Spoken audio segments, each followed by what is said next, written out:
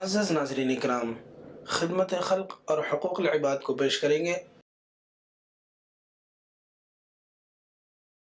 اس وقت میں ہمارے درمیان میں چونکہ ہم نے مختلف اضلاع کی رپورٹیں یہاں سنی ہیں، شخصیت سازی یعنی پرسنل ڈیولپمنٹ پر کہ یہ جو کام ہم کرتے ہیں اس کام کے دوران میں مختلف مسائل آتے ہیں، مراحل آتے ہیں، مسائل کو کیسے فیس کرنا چاہیے، کن کن اوصاف کے ہم کو مالک ہونا چاہیے، کس طرح کام کرنا چاہیے، اس سلسلے میں آپ حضرات کے سامنے ہمارے جناب حیدرآباد سے تشریف لائے ہمارے معزز مہمان جناب محترم سید بشیر الدین عمران صاحب ہیں، جو اس میدان میں بہت خوبی علم رکھتے ہیں۔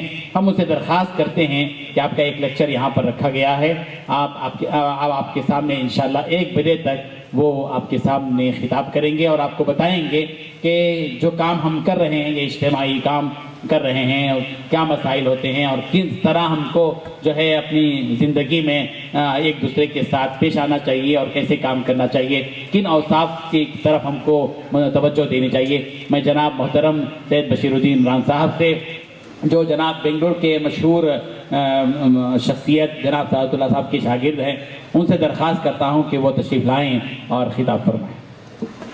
بسم اللہ الحمدللہ والصلاة والسلام علی رسول اللہ وبعد۔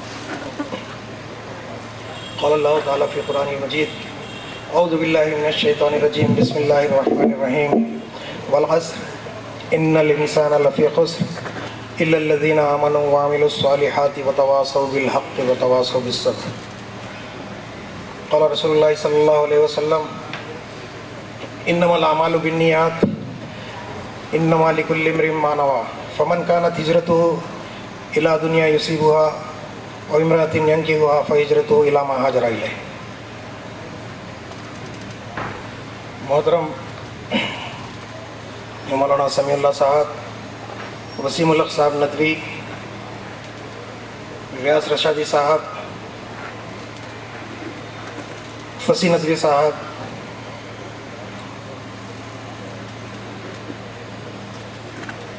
دیگر علماء،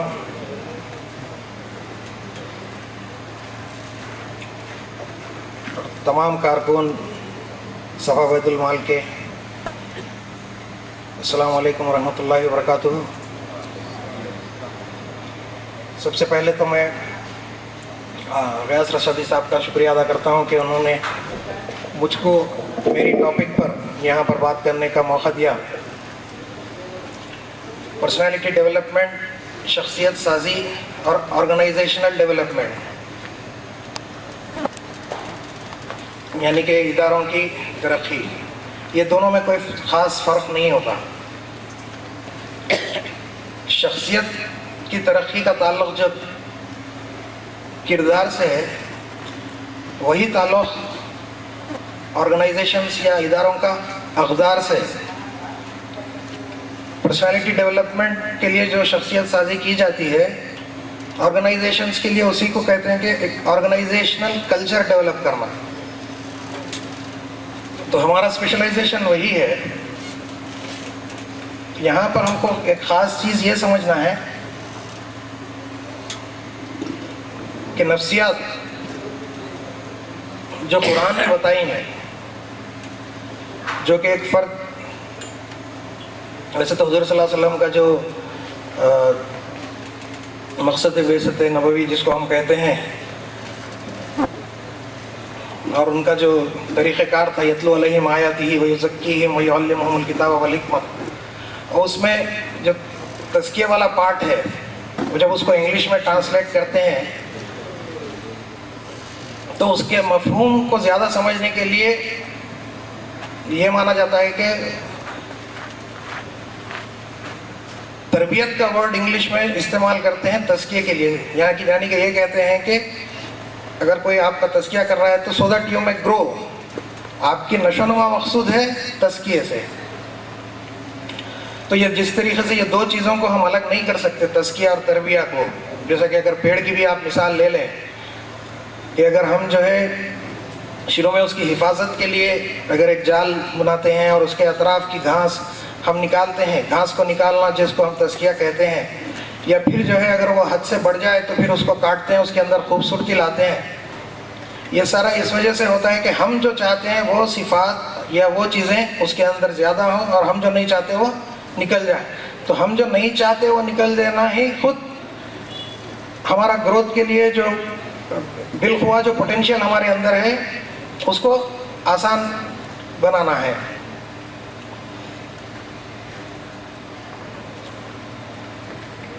تاریخ میں ہم جب پیچھے جاتے ہیں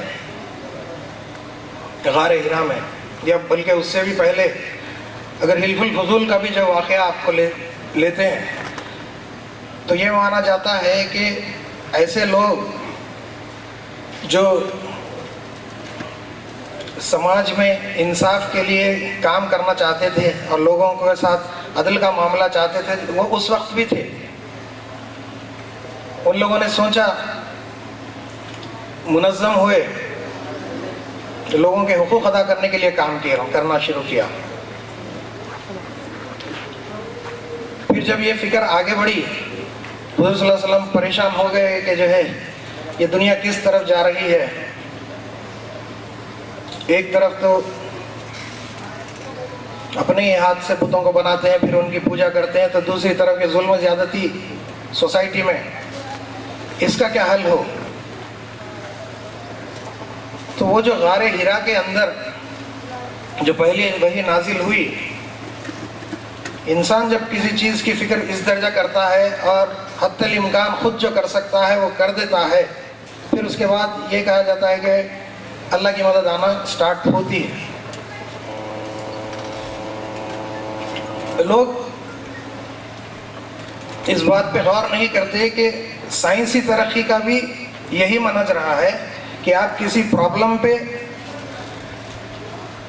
فوکس کرتے ہیں، آبزرو کرتے ہیں، اور اس پرابلم کے حل کے لیے آپ جو کوشش کرتے ہیں اس کے نتیجے میں آپ کے اندر جو آئیڈیا آتا ہے، پھر جب اس کی جو ایک عملی شکل آپ بنانے کی کوشش کرتے ہیں اور وہ جو کامیاب ہو جاتا ہے تو وہ ایک نیا ایجاد ہوتا ہے.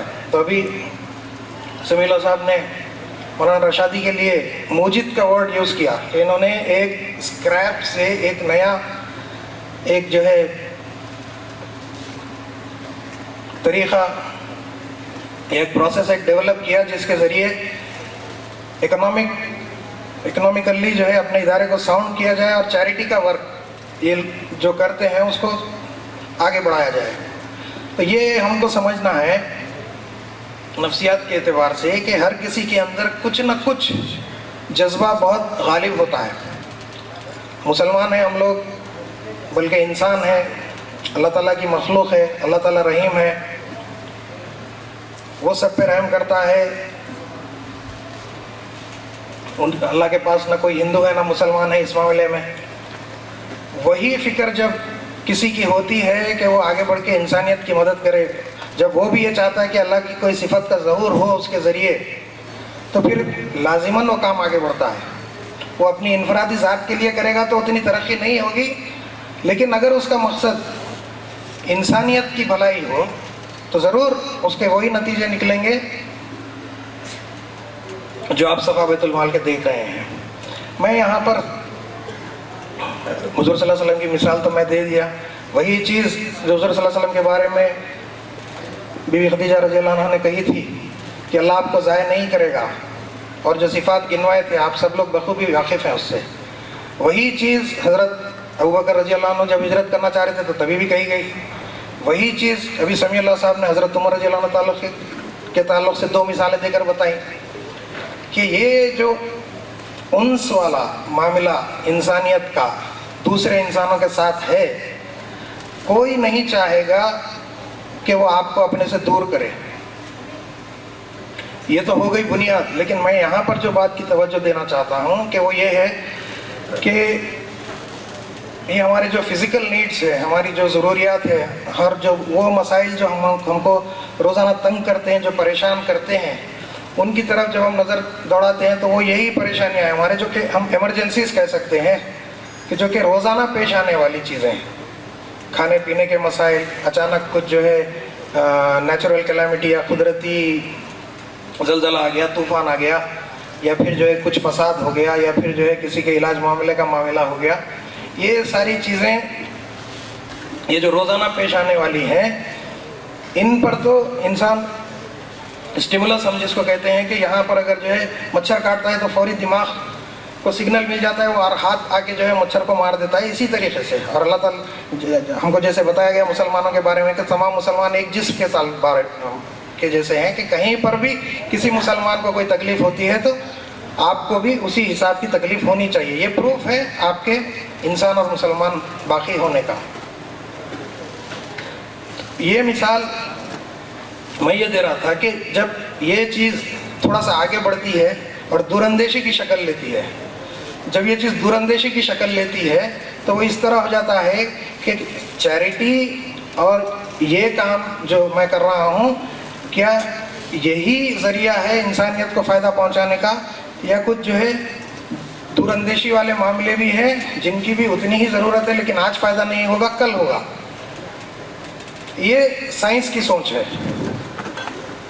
تھامس الوا ایڈیسن آپ سب لوگ جانتے ہیں، 1000 تجربے کرنے کے بعد اگر وہ بلب کا ایجاد کرتا ہے اور دنیا آج تک اس سے فائدہ اٹھاتی ہے، تو جب کوئی چیز دنیا کے لیے مفید ہو جاتی ہے تو پھر اس کی بقا لازم آتی ہے.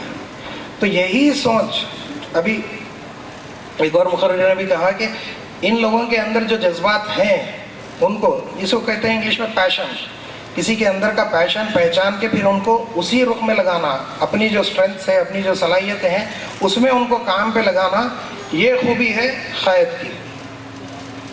یہ معاملہ جو چیریٹی والا ہے، یہ جب آگے بڑھے گا اور ہماری یہی سوچ سائنس کے بارے میں ہوگی، یہی سوچ ہمارے بزنسز ڈیولپ کرنے کے بارے میں ہوگی، یہی سوچ ہمارے ایجوکیشنل آرگنائزیشنز کو ڈیولپ کرنے کے بارے میں ہوگی، تو ہم اس قسم کے بھی افراد کی تلاش کریں گے جن کے اندر یہ پیشن ہے کہ میں سائنس کے ذریعے کس طریقے سے پوری دنیا کو سہولت پہنچاؤں، میں اس سرمایہ دارانہ نظام کے بدلے میں کس طریقے سے ایک ایسا نظام لے کے آؤں جو کہ جو ہے ظالمانہ نہ ہو اور اس میں ہر کسی کو اپنی محنت اور اپنے ہنر کے اعتبار سے اس کو بھی فائدہ ہو اور وہ فائدہ آگے تک پہنچے.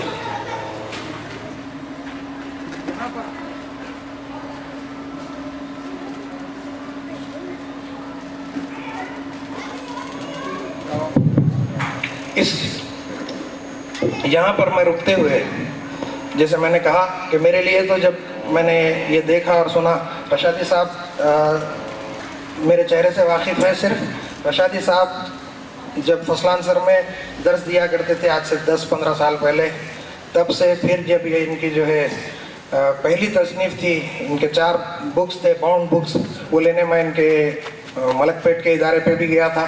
پھر ان کے چھوٹے چھوٹے تمام میرے خیال سے تصنیفات کو میں خرید کے میں لے کے جاتا تھا گھر پہ بھی اور اداروں میں بھی. تو یہ جو فکر تھی کہ جو ہے یہ جو مسائل ہے اس کا حل کیسے ہو کیسے ہو کیسے ہو کیسے ہو کیسے ہو، اور کٹ سے جو ہے اللہ تعالیٰ ایک دماغ میں جو آئیڈیا ڈالتا ہے کہ چلو اسکریپ بھی ایک ذریعہ ہے، لوگوں کے لیے تو بیکار ہے لیکن ابھی آپ نے جو بتایا کہ ربنا ما خلقت ھذا باطلا، تو یہ تو وہی بات ہے کہ اس کو کس طریقے سے کام میں لیا جائے، ایک آئیڈیا پہ کام کرنا اور اس کو جو ہے ایک تحریک کی شکل دے دینا، یہی قائدانہ صفت ہے. اور کریٹیوٹی کی یہی جو ہے ایک بہترین مثال ہے. تو میرے پاس تو رشادی صاحب ایڈیسن کے برابر ہو گئے.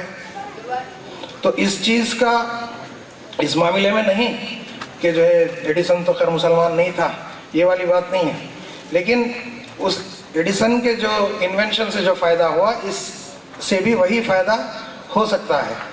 لیکن ہم یہ بتانا چاہ رہے ہیں کہ اسی قسم کا ہر میدان میں ہماری اگر سوچ ہو کہ ہماری نیت اگر آگے والے کو فائدہ پہنچانے کی ہو بلکہ تمام انسانیت کو فائدہ پہنچانے کی ہو، تو ہم ہر میدان میں صفا بیت المال کے جیسے ہی سکسیس ہم حاصل کر سکتے ہیں، کامیابی ہم حاصل کر سکتے ہیں. ابھی مولانا نے ایک اور بات بھی بتائی امبیڈکر کے تعلق سے کہ اگر ہم جو ہے قرآن صرف اپنے ہی پاس رکھ لیں تو پھر اس کا تو وہ مقصد نہیں تھا، تو لہٰذا چونکہ اس کا فائدہ لوگوں کو نہیں ہوا، لہٰذا ہم دیکھ رہے ہیں کہ ہمارا آج کیا حشر ہے. تو سوچ تو یہی ہے کہ میں مارکیٹنگ کا آدمی ہوں، تو مارکیٹنگ کا ڈیفینیشن اس طریقے سے ہے کہ of a person and catering to it. یعنی کہ لوگوں کی یا فرد کی کوئی ضرورت کو پہچان کے، چاہے وہ خود اس کو معلوم ہو کہ نہ ہو، پہچان کے اس کا ازالہ کرنے کی یا اس کو وہ چیز دینے کی کوشش کرنا. تو ہمارا فوکس ہمیشہ دوسرے پر ہے. تو کامیابی کی یہی مین جو یہ بولنا چاہیے کہ جو ہے بنیاد جو ہے کہ وہ فوکس آپ کا خود پر نہیں ہے بلکہ دوسرے پر ہے. دوسرے کو آپ فائدہ پہنچانا چاہتے ہیں تبھی آپ کو بھی فائدہ ہوگا. تو اس میں جو شخصیت سازی والی بات ہے، جیسا میں نے پہلے بتایا ابھی سبجیکٹ پر واپس آتے ہوئے، کہ شخص اور فرد میں کوئی فرق، شخص اور آرگنائزیشن میں، ادارے میں کوئی فرق نہیں ہوتا. اللہ تعالیٰ جس طریقے سے جب بچے کو پیدا کرتا ہے تو ٹھیک ہے، بچہ تو سال بھر کے بعد چلے گا، تو پیر 1 سال کے بعد نہیں آتے، اس کو پہلے سے ہوتے. وہ سوچنا کرنا اس کو بعد میں ہے، تو لہذا نہیں، وہ بھی جو ہے اس کے ہاتھ پیر جتنے بھی اس کے بچے کے پارٹس ہے، باڈی پارٹس، وہ اسی کے ساتھ ہوتے ہیں، کوئی بعد میں آ کے نہیں لگتا اس کو. تو بالخوا اگر ادارے میں کے اندر بھی وہ سارے ڈپارٹمنٹس کی گنجائش ہو، جو کہ ادارہ پھیلنے پر اس کو انڈیپینڈنٹ ڈپارٹمنٹ بنایا جائے، اس طریقے کا انتظام پہلے سے ہونے سے ہی ہم یہ کر سکتے ہیں کہ ہر ڈپارٹمنٹ کے لیے ہم گنجائش رکھیں گے، اس کے لیے بجٹ رکھیں گے، پہلے سے ہی اس کے لیے ٹریننگ کا انتظام ہمارا دور تک ہماری نظر ہوگی، تو وہ ڈپارٹمنٹ بالخوا موجود ہوگا. جیسے ہی اس کی ضرورت ہوگی وہ ظہور میں آ جائے گا. تو پھر حضور صلی اللہ علیہ وسلم کے بارے میں ہم جب سوچیں گے تو انہوں نے جو غور و فکر کی، اس کے نتیجے میں جو وحی آئی، پھر اللہ تعالیٰ نے جو ایک نظام دیا، وہ صرف چیریٹی کا تو نہیں تھا. تو وہ نظام بھی، اس کے اندر بھی اتنی ایبلٹی تھی کہ وہ زندگی کے ہر شعبے پر حاوی تھا. تو یہ صفا بیت المال شروع تو ہوا ہے چیریٹی سے، لیکن اس کا مطلب یہ نہیں ہے کہ یہیں پر جب راستے میں چلتے جائیں گے تو ایسے بھی، جب ہماری تو یہ دعا ہے کہ آپ جو ہے بہت جلد آرگنائزڈ ایجوکیشن کے میدان میں آئیں، تاکہ آپ کو وہاں پر ہر قسم کا پیشن ملے. تو اب آپ جو ہے جس طریقے سے صفا کو آپ نے آگے بڑھایا ہے، اس طریقے سے بزنس سکولز آپ کھولیے، اسی طریقے سے آپ جو ہے ہاسپٹلس پہلے کھولیے، تو پھر آپ کو میڈیکل کالجز کا. لیکن اس کے لیے آپ کو پہلے سے جو نیکسٹ جنریشن کو تیار کرنے کے لیے جو افراد چاہیے ہوں گے، آپ کو ہر ڈپارٹمنٹ میں موجود ہونا ہوگا. تو سکسیس آج کی تاریخ میں جو سکسیس کا ڈیفینیشن ہے، اور آج جو کامیاب افراد ہیں ان کے بارے میں یہ بتایا جاتا ہے کہ ایموشنل کوشنٹ اور آرگنائزیشنل ایبلٹیز، یہ جن کے اندر ہوں گے وہ کامیاب ہوں گے. تو یہ ایموشنل کوشنٹ، اگر آپ لوگوں کو اس کو اردو میں سمجھانا ہے، پہلے تو یہ آئی کیو یہ ورڈ تو عام ہے، یہ سب نے سنا ہوگا. انٹیلیجنٹ کوشچنس بتاتے ہیں اس کو، کہ ذہانت کسی کی. 5ویں کلاس کا بچہ اگر 10ویں کلاس کی میتھس حل کر سکتا ہے تو وہ حساب سے وہ ذہین ہے. اسی طریقے سے ایموشنل کوشنٹ ہے کہ کوئی فرد اپنے آپ کو جانے. حضرت علی کے حوالے سے اگر اس کو کہا جائے کہ من عرف نفسہ فقد عرف ربہ، تو یہ جو خود کے بارے میں جو جاننا ہے وہ بتایا جاتا ہے کہ بنیاد ہے کامیابی کی. ایموشنل کوشنٹ، یہ تھوڑا سا سمجھنے کی کوشش کریے، یہ میرا سبجیکٹ ہے. اس کے 4 سٹیپ ہیں. پہلے خود کے بارے میں جانیں، خود کے احساسات، ایموشنز، جذبات کے بارے میں. کیا چیز مجھے خوشی دیتی ہے، کیا چیز مجھے غم دیتی ہے، کس چیز پر مجھے غصہ آتا ہے، کس چیز پر میں رنجیدہ ہوتا ہوں. تو یہ ہو گیا خود کے بارے میں جاننا.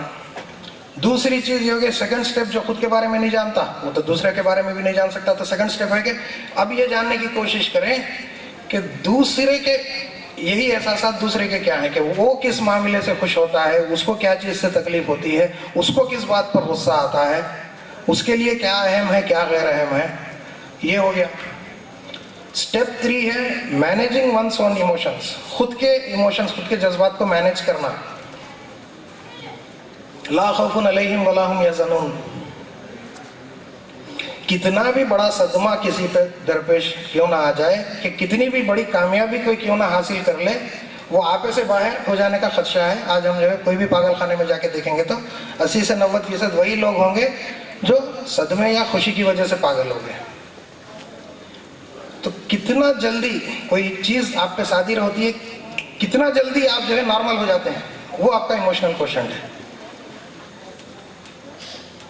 تو ہم کو بتایا گیا ہے کہ سوگ کے بھی 3 دن ہے اگر کسی کا انتقال بھی ہو جاتا ہے، کوئی قریبی بھی ہے.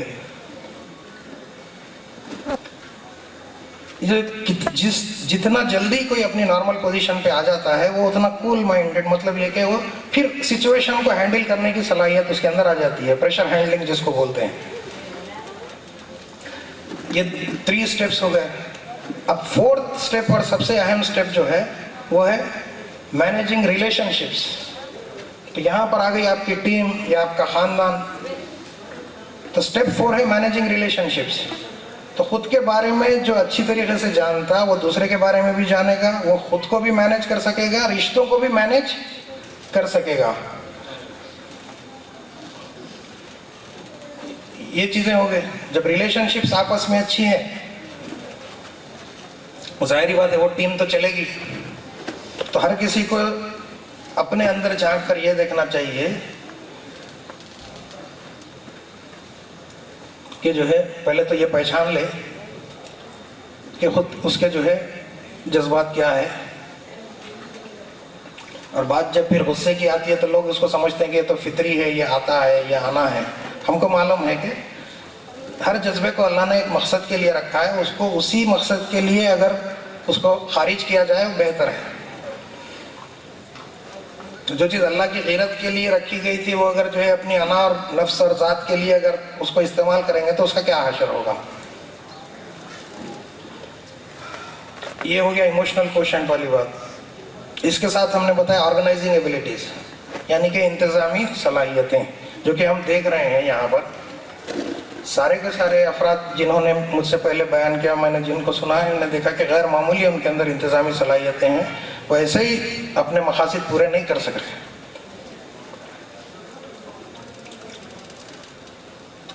کامیابی کے لیے یہ جو آرگنائزنگ ایبلٹیز جو ہے وہ بے انتہا ضروری اس لیے ہے کہ ایک انسان منظم طریقے سے خود اپنے جو ذاتی امور ہوں گے اس میں بھی وہ اس کو مقدم مؤخر کرنا آئے گا، اس کو جو ہے اہم غیر اہم کی تفریق کرنا آئے گا، پھر وہ جو ہے آگے بڑھ کر لوگوں کو ساتھ میں لے کر چلنا آئے گا، اس کو لوگوں کو جو ہے موقع پر خاموش کرانا آئے گا.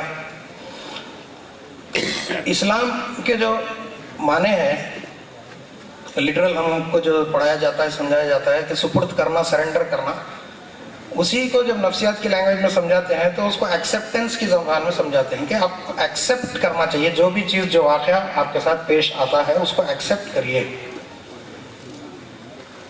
تو اس کی دوسرا پہلو یہ ہے کہ آپ کن کن چیزوں پر تعجب کریں گے. کوئی چیز تو اللہ کی مشیت کے باہر ہے نہیں، تو پھر آپ کسی چیز پر تعجب کر رہے ہیں تو کس پہ تعجب کر رہے ہیں آپ؟ یہ آپ کا ریاکشن کس چیز پر ہے؟ آپ کی ایکسپیکٹیشنز جو تھے اس سے ہٹ کر اگر گھر میں آپ کی بیوی کچھ بولتی ہے، آپ کا بیٹا کچھ بولتا ہے، یا آپ کا ساتھی آرگنائزیشن میں کچھ بولتا ہے، تو پہلی چیز آپ کو جو کرنا ہے کہ تسلیم کرنا ہے کہ اس نے اس طریقے سے کہا ہے، اس نے اس طریقے سے کہا ہے. وہ جو ایکسیپٹ کریں گے، اس کا دوسری چیز ہے ایکسیپٹ نہیں کریں گے تو ریزسٹ کریں گے. تو ریزسٹ کرنا کیا ہے؟ میں یہ کیوں بولا، کیسے بول سکتا ہے، میں سینئر ہوں یہ جونیئر ہے، میں عالم ہوں یہ غیر عالم ہے، میں گورا ہوں یہ کالا ہے، یہ بیٹا ہے میں باپ ہوں. یہ کس طریقے سے یہ بول سکتا ہے؟ یہ جو آپ قبول نہیں کریں گے کوئی بھی چیز کو جو پیش حقیقت ہے، یہ صادر ہوئی ہے، اگر آپ اس کا انکار کرنے سے واپس نہیں ہو سکتی. تو جو چیز صادر ہوتی ہے اس کو ایکسیپٹ کر لینے سے